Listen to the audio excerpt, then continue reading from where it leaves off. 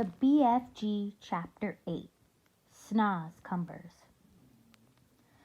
But if you don't eat people like all the others, Sophie said, then what do you live on? That is a squetchlin tricky problem around here, the BFG answered. In this slosh-slugging giant country, happy eaters like pineapples and piggywinkles are simply not growing. Nothing is growing except for one extremely icky poo vegetable. It is called the SNACSTV.com. The SNACSTV.com, cried Sophie. There's no such thing. The BFG looked at Sophie and smiled, showing about 20 of his square white teeth. Yesterday, he said, we was not believing in giants, was we? Today, we is not believing in SNACSTV.com. Just because we happen not to have actually seen something with our own two little winkles, we think it's not existing. What about, for instance, the great squiggly Scotch hopper? I beg your pardon, Sophie said. And the humple-dumple-crimp. What's that? Sophie said. And the rab-scrapple. The what? Sophie said. And the crump-scoodle. Are they animals? Sophie asked.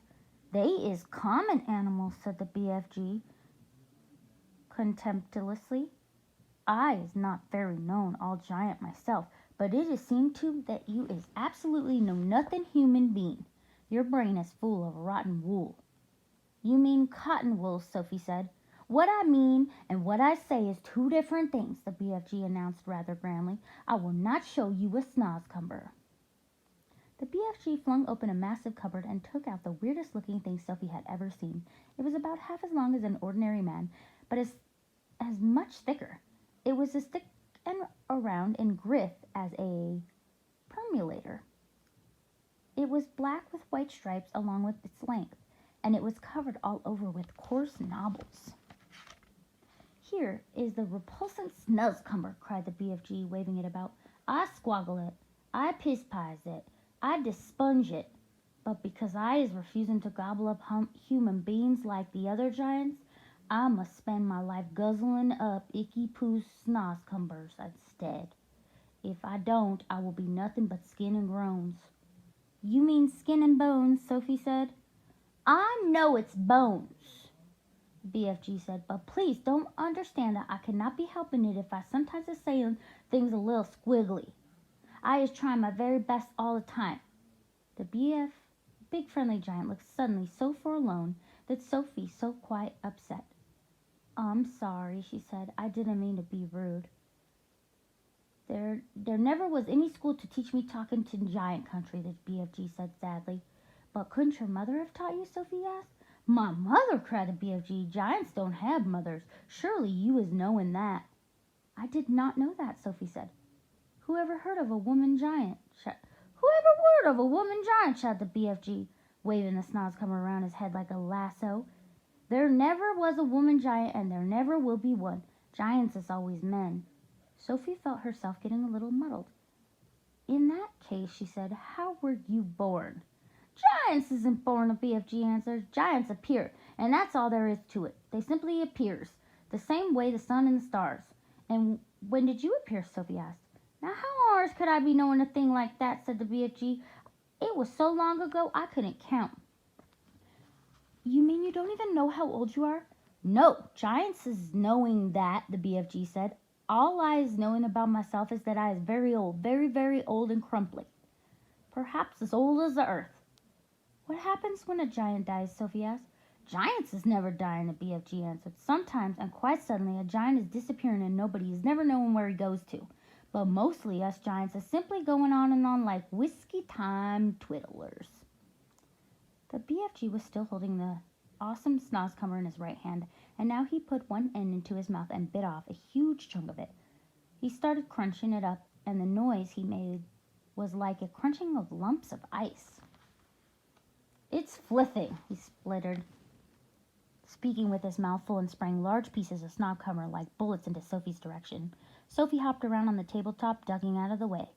It's disgustorous, the BFG gulped. It's sickable. It's rotsome. It's maggot twice. Try it yourself, this fulsome SNACSTV.com. No, thank you, Sophie said, backing away. It's all you're going to be guzzling around here from now on, so you might as well get used to it, said the BFG. Go on, you snizzy little winkle. Have a go. Sophie took a small nibble. Ugh! She spit it out. Oh, oh gosh, oh help! She spat it out quickly. It tastes of frog skin, she snapped, and rotten fish. Worse than that, cried the BFG, rolling around laughter.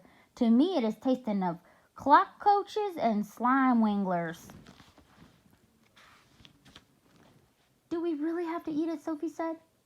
You do, unless you is wanting to become so thin you will be disappearing into thin air. Into thin air, Sophie said. A thick ear is something quite different.